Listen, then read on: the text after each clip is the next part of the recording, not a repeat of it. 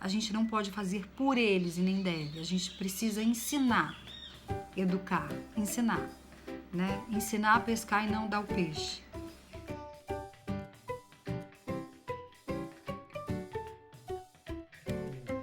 Olá, sou Juliana Rossetti e eu ajudo pais e professores a se tornarem educadores de alta performance. Hoje eu vou trazer um tema muito importante, atual. Aliás, esse tema ainda vai permear e fazer parte da nossa realidade por um bom tempo. A gente precisa sempre falar disso, né? Eu acho que ainda não se cessou essa conversa, esse assunto, e é sempre bom a gente falar e trazer informações para ajudar a gente enquanto pai e os professores, né? Então hoje o que eu trago para vocês, para a gente conversar um pouquinho, é sobre a exposição à sexualidade e a exposição dos púberes e adolescentes nas redes sociais, que eu acho que é um perigo iminente e oculto de alguma forma, né? E eu vou agora desenvolver um pouquinho melhor isso. Então vem comigo. Então, antes de eu entrar um pouco nas informações ou alguns conhecimentos importantes que a gente precisa saber enquanto pai e educador, do que é a puberdade, do que é a adolescência, o que envolve esse desenvolvimento nesse jovem, né, que está saindo da infância para entrar na adolescência. Eu vou contar uma história que é uma ficção, né, que eu tirei de uma série que eu vi por acaso ontem na televisão e que eu acho pertinente e que tem a ver com esse assunto que eu quero abordar agora. Então, é uma jovem, na verdade ela é bem jovem mesmo, né? Ela tá ali na idade de 12, 13 anos no máximo. E a gente já entende que nessa idade é o final da puberdade aí pra menina, né? Então ela deve ter 13 anos, vamos colocar. Não foi dito isso na série, mas enfim. E aí ela vai ao terapeuta e é uma sessão de terapia. E aí o que ela aborda? Ela tem um namorado e ela começa a relatar sobre esse namorado pro terapeuta. E aí fala que teve 2 encontros com ele, que gostava muito dele e que no primeiro encontro eles só conversaram, eles foram se conhecendo e aí ela consegue, em algum momento ali, com todo o cuidado do terapeuta, falar para o terapeuta que ele não era uma pessoa muito nova. E aí ele pergunta, mas ele é um pouco mais velho que você? Aí ela, não. Então, qual a idade que ele tem? Aí ela fala, ele é mais velho. E aí ele todo cuidado para poder também convidá-la de alguma forma e de um jeito cuidadoso, porque ele estava num setting terapêutico. E essa é a ideia, que a gente coloque confiança, né? Dê confiança para o paciente poder falar o que ele precisa falar. E naquele contexto ele entendia que era muito importante ela contar, até porque depois, ao longo, quase no final da história, vocês vão entender a importância real do que era aquele assunto. Mas enfim, e sempre levando em consideração que ela é menor de idade, né? É uma adolescente. Aliás, no final ali da puberdade, que é o início da adolescência, já estava ali no iniciozinho, 13 anos, mais ou menos a idade dela. E aí ela conseguiu contar que ele era bem mais velho, que não tinha 40, mas tinha menos de 40, então um adulto. E aí já começa toda a tensão da história. Uma menina de 13 com um homem de aproximadamente 30, por volta de 30, 35 anos. E aí o terapeuta já estava entendendo que a coisa era mais séria mesmo e foi discorrendo aí a sessão. E ele sempre com muito cuidado para deixá-la falar. E é muito interessante da gente perceber como ela estava com medo, qual era o receio, que ela estava com muito receio de contar aquilo.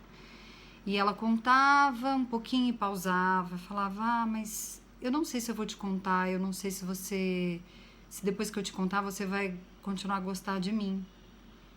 E aí o terapeuta com muito, muito cuidado fala para ela, você pode falar o que você quiser aqui, eu não estou aqui para te julgar, eu estou aqui para te ajudar.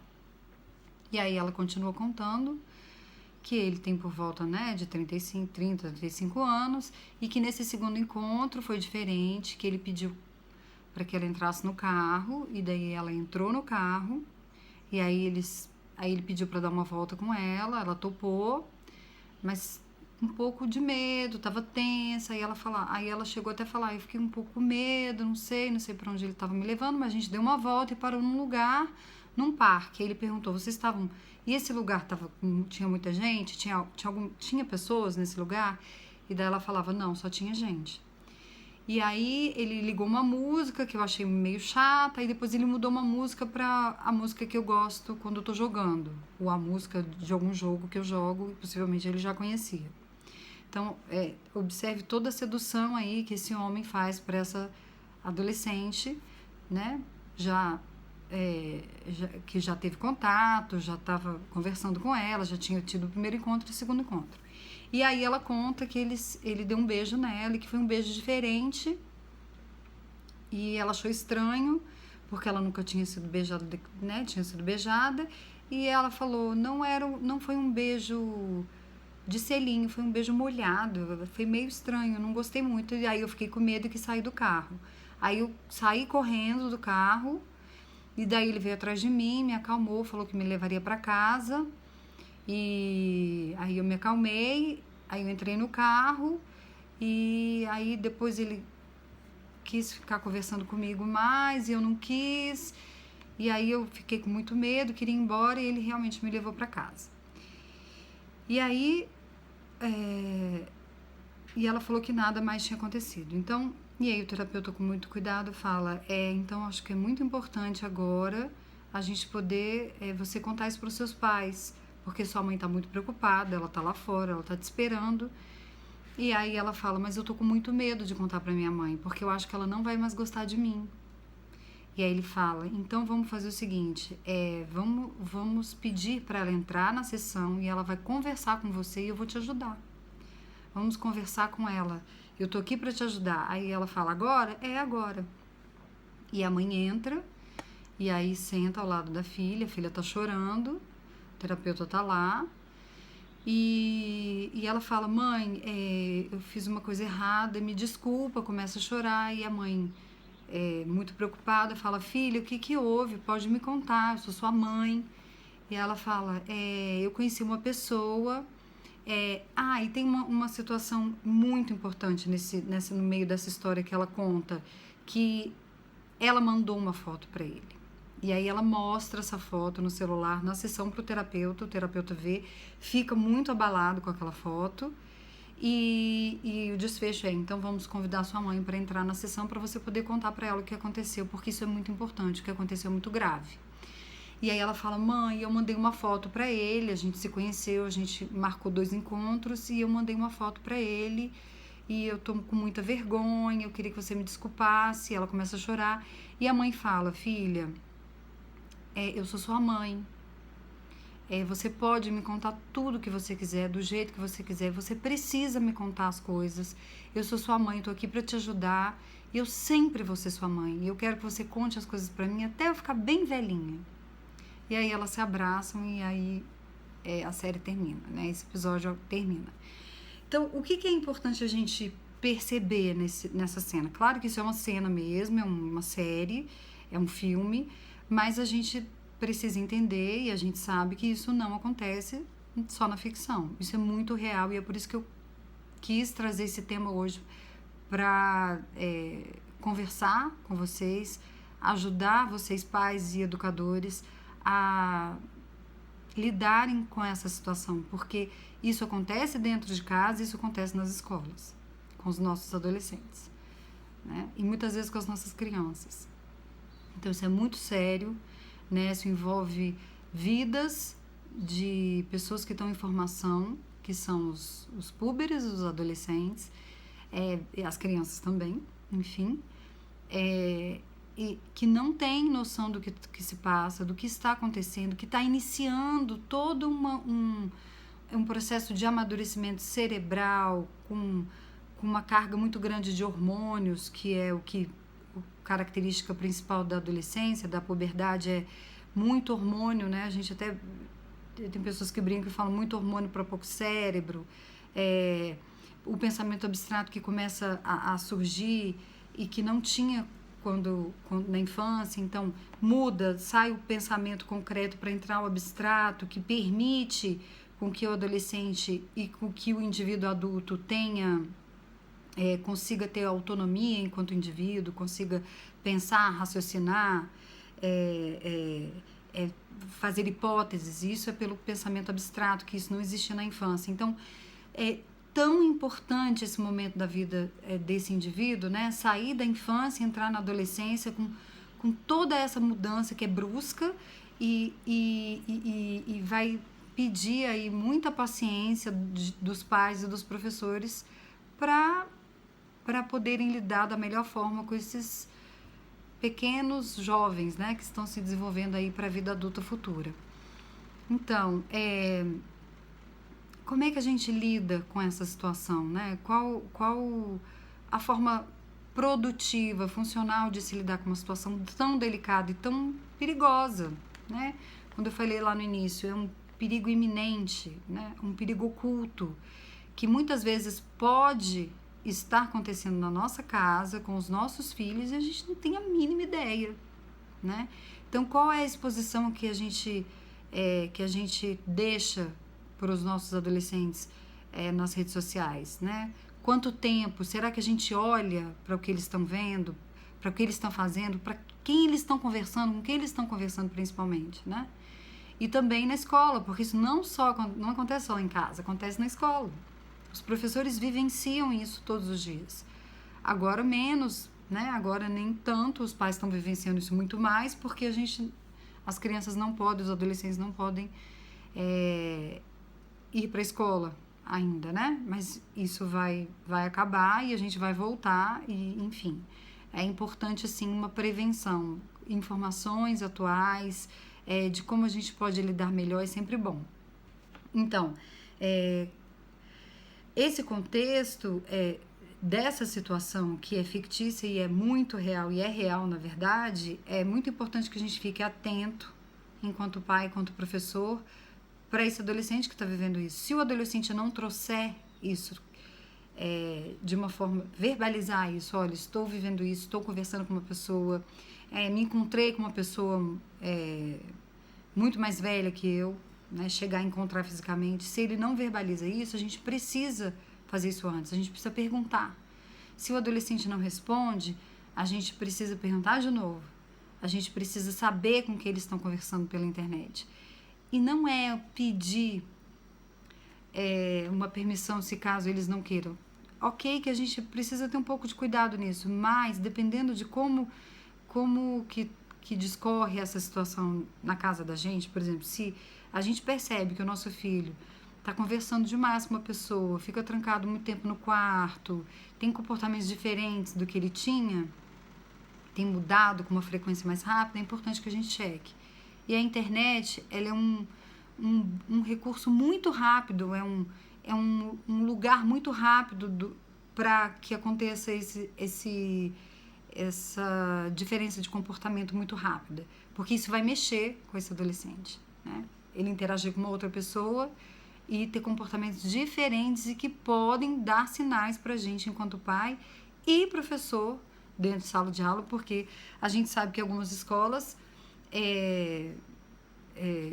na verdade, as escolas permitem na hora do recreio, algumas escolas não permitem usar o celular nenhuma hora, mas alguma hora esse aluno vai ter acesso, ou mesmo que ele não esteja usando o telefone na escola, ele vai apresentar comportamentos de inquietude, irritabilidade, porque ele já está envolvido com uma pessoa que é desconhecida para o pai, para o professor também, e que não está trazendo coisas boas, né? Não é da mesma idade, é um adulto, então um adolescente não deveria namorar um adulto, né? Assim, é complicado isso. Quem é esse adulto? Como é que se deu essa história? É uma pessoa que encontrou, que se envolveu e está namorando? Provavelmente não. É uma pessoa que quer um encontro para se aproveitar dessa adolescente que é ingênuo, que é muito mais vulnerável. Então, por que funciona a gente... Na verdade, o que a gente pode fazer enquanto pai e professor nessa situação de perigo iminente para esse adolescente? Conversar, sempre. Conversar é o melhor remédio para tudo. Quando as crianças saem da infância e entram na puberdade, que para as meninas é em torno de 8 anos e para os meninos 9, a partir dos 9, e a gente sabe que é por volta de 3 anos esse período de pubertário aí, essa vida pubertária aí, a gente enquanto pai, até professor, a gente não tem muito o que fazer. Por que a gente não tem muito o que fazer?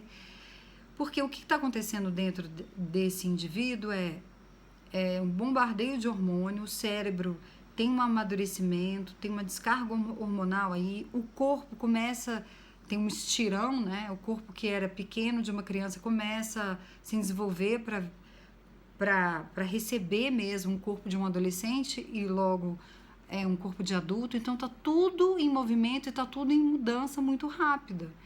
Então a gente não tem como controlar isso, a gente enquanto pai nem professor, e nem mesmo o adolescente e o público que está vivendo isso, né? Isso é fora de controle de qualquer pessoa. Então o que a gente pode efetivamente fazer? Conversar. Conversar, estar perto, acolher, ouvir, ter paciência. Paciência, paciência, paciência. É um remédio que todo pai e todo professor deveria tomar ou ter, né? Eu brinco assim, deveria tomar, porque assim, às vezes a gente perde a paciência mesmo. É difícil criar filhos, é difícil educar filhos, é difícil educar alunos, né? E também tem todo esse contexto de também poder ouvir o aluno, poder acolher o aluno ali no momento que ele tem uma demanda. Não é uma situação fácil, não é uma tarefa fácil, nem para pai e nem para professor. Mas é uma tarefa possível. Então, a gente, enquanto adulto, a gente já passou por essa fase. A gente tem recursos melhores e maiores, a gente já viveu isso. Então, a gente já tem uma experiência que eles não tiveram e que eles estão vivendo, que eles estão em processo de. A gente já viveu, né? Por mais que eu não seja professor, seja só pai, eu já fui adolescente. Né? E por mais que eu seja professor e não seja pai, mas eu também já vivi a minha adolescência. Então, a gente tem essa experiência na pele, na nossa experiência pessoal. Então, isso ajuda.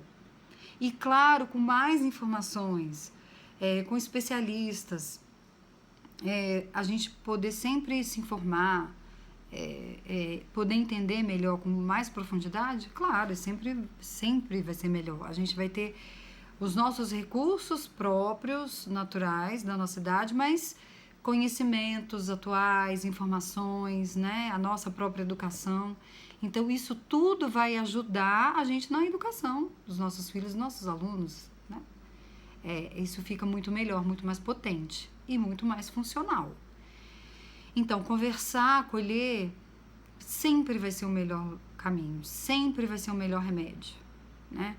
Então, vamos voltar para a cena que a filha com muito medo, confessa para a mãe que teve um encontro, que ela mostrou uma foto que passou para essa pessoa e se sente muito envergonhada, e a mãe acolheu essa filha, falando para ela: filha, você pode me contar tudo, você precisa e pode, eu estou aqui, eu sou sua mãe e vou ser sua mãe para sempre.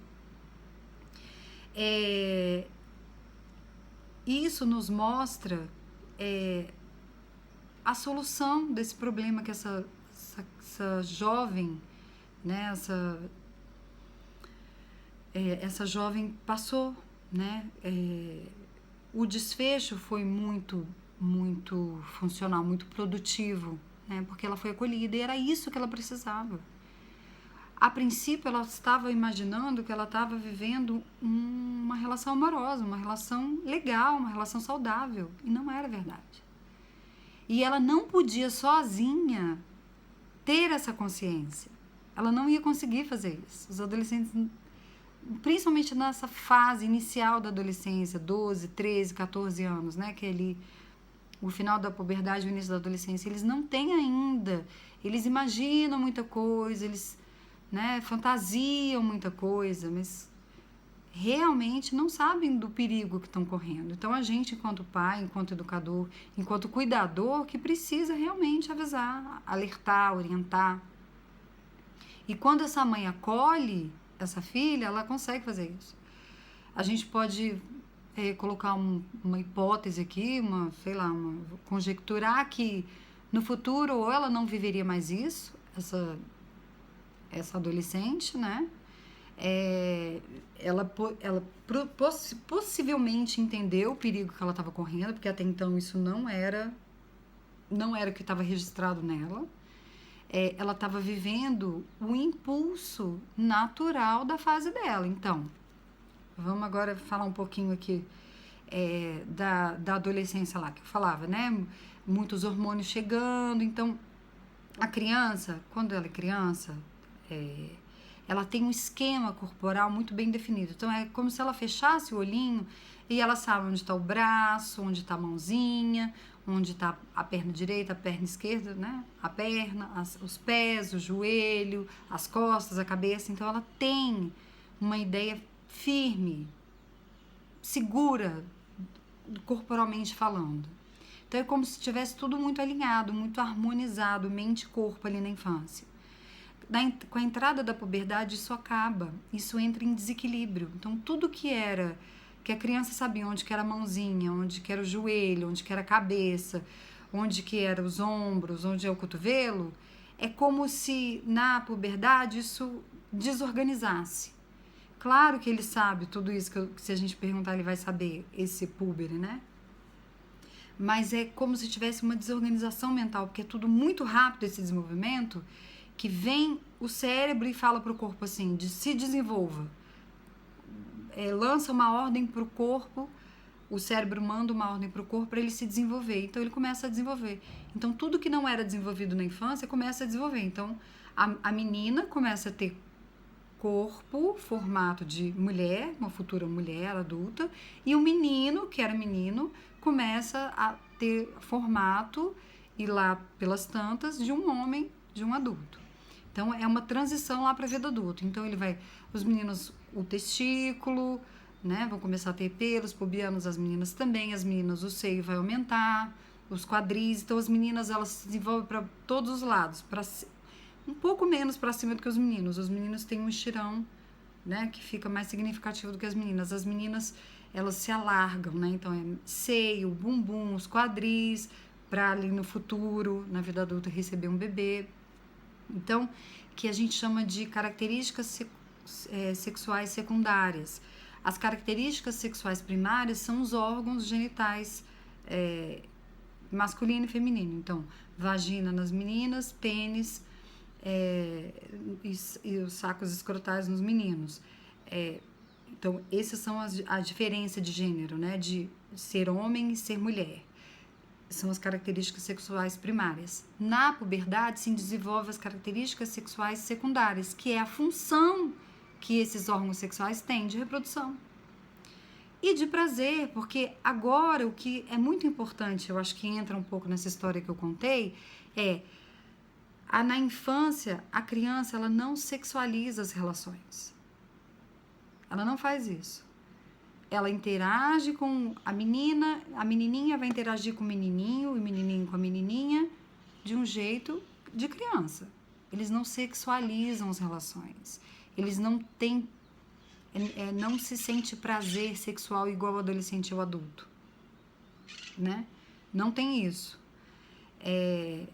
Na puberdade, isso começa a despertar, que faz parte ali da característica sexual secundária, que os órgãos genitais vão começar a ter as funções de reprodução e de prazer. Então, os púberes vão começar a ter sensações diferentes que eles não tinham quando eram crianças. Né? Então, muda. Então, é uma sensação diferente. Então, vamos retomar a história. Lembra quando ela fala, ele me deu um beijo, era um beijo diferente, que era meio molhado, e eu não gostei, fiquei com medo. Então, é uma sensação estranha, não é de todo ruim, porque começa a mudar. Se você faz isso com uma criança de brincadeira, ou enfim, coloca a língua, né? Ou até às vezes as irmãzinhas se beijam de língua, elas falam, que nojo. Elas já repelem. E isso é certo, seguro para elas. Na puberdade, no início da adolescência, é diferente. Pode ser uma mistura de nojo, com agonia, com estranhamento. Então, eles não sabem muito definir o que era. É estranho e dá medo, porque não sabe, não conhece. É tudo muito incerto, é um mundo totalmente novo, né? Então, por todas essas características, esse desenvolvimento que o corpo desse púber está vivendo, e assim, muito rápido, são só 3 anos, né? Passa voando, e que a gente não tem controle, muito menos eles. Então, eles vão ter vários sentimentos de estranheza, que é bom, que é nojento, que é legal, que não é, que é ruim, que tô com medo, tô inseguro, tô ansioso. Não sabe muito bem definir, porque realmente é muito confuso. O cérebro está funcionando de um jeito muito rápido, isso tem uma confusão mental mesmo. Então, por isso que a gente precisa, mais do que nunca, estar muito perto dos nossos adolescentes. A gente enquanto pai e a gente enquanto professor. Então, vamos pegar o contexto lá, um contexto familiar. Dentro de casa, poder saber com quem os nossos filhos estão conversando. Às vezes eles estão jogando, mas eles só estão jogando, né? Mas tem jogos online que eles jogam com outras pessoas, né? Eu me lembro há pouco tempo atendendo uma mãe, enfim, minha paciente, ela tem filho, já nessa fase de 9 anos, e ele joga online. E aí entrou uma pessoa nova para jogar, e ele já jogava com os amigos de escola que ela conhece, então ela já sabia de quem jogava ali, né, quem interagia. E aí essa pessoa nova entrou e aí o filho contou para ela. Mãe, ele entrou, aí ela, quem é essa pessoa? Você conhece? Não, não conheço, ele entrou, não sei quem é. Aí ela falou, pois é, mas então eu quero saber quem é, vamos descobrir, porque eu não sei quem é, qual a idade, vamos lá, vamos descobrir. E aí ele acabou de jogar, ele falou, mãe, eu nem não quis descobrir assim, eu tirei ele do jogo, eu não quero jogar com ele, eu não conheço ele. E a mãe, então legal. Então assim, a mãe tá atenta, né? É um jogo, é inofensivo? Não sei, né? Nada é óbvio, nada é tranquilo quando a gente fala de adolescência, de puberdade e adolescência. Nada é tranquilo. Nada é óbvio. Aliás, não existe o óbvio, né? Existe o que é e o que não é. Então, essa coisa de ser tranquilo, não é tranquilo. Então, a gente precisa olhar, a gente precisa checar. Isso é segurança pra gente enquanto mãe, segurança pra eles enquanto filhos. Nesse contexto familiar. O contexto escolar, o professor também fica atento. Às vezes o aluno está distraído, ele está irritado, ele não quer ficar na aula por algum motivo, está inquieto. Ou quer ficar olhando muito no celular, não pode na hora da aula, mas às vezes no recreio pode, fica querendo olhar muito no telefone, né? As notas começam a ficarem diferentes, né? A nota começa a ficar mais baixa. Então, tudo isso são sinais que os professores podem observar. Então, isso funciona mesmo. Isso eu acho que é um jeito produtivo e funcional da gente resolver essas questões com os nossos adolescentes, nossos alunos. Algumas objeções podem aparecer, isso é extremamente normal. A gente vai ter dúvidas, inseguranças enquanto pai, enquanto professor, eu acho que sempre, né? A gente nunca está pronto e acabado. E ok, não tem problema nenhum. O mais importante é que a gente possa resolver essas questões, essas dúvidas, tirar essas dúvidas, né? Então, interessante nessa história que eu contei é que a objeção era muito da menina, né? Da adolescente ali. Ela perguntou pro terapeuta, mas se eu contar, será que você vai continuar a gostar de mim? Né? Então, isso para ela era muito difícil. O medo de não ser mais amada, de não ser mais gostada, né? E possivelmente, provavelmente, isso também se remete à mãe.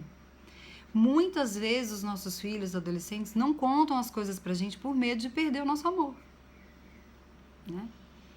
Se eu contar, meu pai vai ficar muito bravo, minha mãe vai ficar muito brava, nunca mais ela vai confiar em mim, nunca mais ela vai gostar de mim, né? Então, eles preferem, entre aspas, não contar, porque vai ser muito duro perder esse amor. E isso dentro deles é tão certo que pode ser que eles tenham muitos segredos por isso. E o que a gente precisa fazer é que não. Eles precisam e devem contar tudo, por mais que seja muito dolorido, por mais que eles tenham feito coisas erradas, que eu nem sei se esse termo é o melhor. Porque não tem certo e errado, senão a gente entra num julgamento. Tem o que não pode e o que pode, o que é perigoso e o que não é, né? Se a gente for pegar a questão dessa adolescente, ela fez uma coisa errada? Não, ela não fez uma coisa errada. Ela fez o que ela seguiu o que ela estava com vontade de fazer. Isso não é errado. Só que ela não tinha orientação de que aquilo era perigoso. Percebe a diferença? Isso tem uma diferença muito grande. E é a gente, enquanto pai, que precisa orientar. É a gente que precisa falar isso, eles não sabem. E é a gente, enquanto professor, também. Né? Isso é perigoso. Isso não é. Isso é legal. Isso não é legal. Isso vai ser ruim para a sua vida. Isso vai ser legal para a sua vida. Então, esses valores, essa atenção, esse cuidado, quem tem que passar somos nós. Para que eles se certifiquem disso. Para que isso esteja alinhado, esteja certificado na cabeça deles. Pela vivência que eles até trazem e a gente poder falar. Né? Então, e às vezes a gente, enquanto pai, pensa também, eu não vou me intrometer muito na vida deles, né? Porque assim, eu acho que também eles vão ficar chateados, eles não vão gostar mais de mim, e aí a gente vai ter muito problema, eu não quero que meu filho me ache chata ou me ache invasiva, porque, eu não quero e tal. Gente, não tem isso, né? Isso não é um pensamento muito de pai e mãe, isso é um pensamento de amigo, de colega, sei lá, de companheiro, mas não de pai e mãe. Pai e mãe não tem que ter esse medo, até porque é muito difícil um filho perder o amor da mãe porque a mãe quer saber o que ele está fazendo da vida dele. Isso não existe. Isso foi alguma coisa que foi criada na sua cabeça para imaginar uma coisa dessa, né? Então, assim, mãe não tem que ser amigo de filho, nem pai tem que ser amigo de filho. E muitas vezes, quando o pai e mãe entram nesse caminho, as coisas dão erradas. Não sei se 100% das vezes, mas não é bom. Amigo no sentido, eu não vou poder falar com você algumas coisas, né? Até porque amigo, que é amigo mesmo, fala, né? Então, enfim, pai e mãe têm uma tarefa mais difícil, mais dura em relação à educação dos filhos, né? Até muito mais que professor. Então, a gente tem que ser o chato da história, a gente tem que ser, às vezes, invasivo, sim, pro bem deles, porque eles não têm noção. E ponto final. Ok? O jeito errado de fazer é omissão, não conversar, ficar com medo. Não vou falar porque meu filho vai ficar chateado. Ou o professor que gosta de ser, né, de ser o professor legal, de ser o professor bonzinho, de ser o professor que topa tudo, também não é legal. O professor também tem que colocar limite. Aliás, o limite também vem dos professores. Claro que o peso do limite é muito mais dentro de casa do que na escola, mas sim, o professor que coloca limite é um professor que é respeitado, é um professor que é amado, é um professor que é considerado, que é reconhecido, né? Eu me lembro que eu tinha uma professora de matemática na infância ainda, olha só, né? Ali no final da infância para o início da puberdade. E ela era muito brava, a gente tinha medo dela, todo mundo tinha medo dela. Mas ela era uma professora muito respeitada na escola. E não era medo porque ela dava medo na gente, ela tinha uma cara séria. Então, a gente, quando criança, uma pessoa muito séria, a gente fica meio com medo, assim, né? Mas ela era séria, ela falava as coisas certas, ela tinha muita certeza quando ela falava. E ela era excelente professora, ela sabia mesmo o que ela estava ensinando. Então, a gente tinha um pouco de medo, mas, ao mesmo tempo, em mim, eu tinha uma vontade de estudar, de ter nota boa, porque ela reconhecia quando o aluno fazia isso. E ela falava, se você não aprender matemática, as pessoas vão passar a perna em você. Né? Porque você vai pegar um dinheiro e a pessoa pode te dar um troco errado. Então é importante você poder saber matemática. A matemática, ela envolve quase todos os conhecimentos da sua vida. Então ela era uma professora muito potente, tá vendo? Eu nunca mais esqueci dela. Então ela dava um pouco de medo e tal, mas ela era séria, ela sabia o que ela falava e ela colocava limite. Tinha que fazer a tarefa, quem não fazia a tarefa levava recado na agenda para o pai ver. Então era assim, era o que tinha que fazer e acabou. Então essas são as pessoas vencedoras, essas são as pessoas que dão certo e querem que os outros também deem, né? Então, conversar sempre, acolher, né? Eu acho que sempre vai ser a minha dica, sempre vai ser a minha orientação de conversar. a gente não pode fazer por eles e nem deve. A gente precisa ensinar, educar, ensinar, né? Ensinar a pescar e não dar o peixe. E assim, e com certeza eles serão adultos saudáveis, funcionais, produtivos e com autonomia. Então é isso, gente. Até o próximo vídeo. Até lá. Um abraço.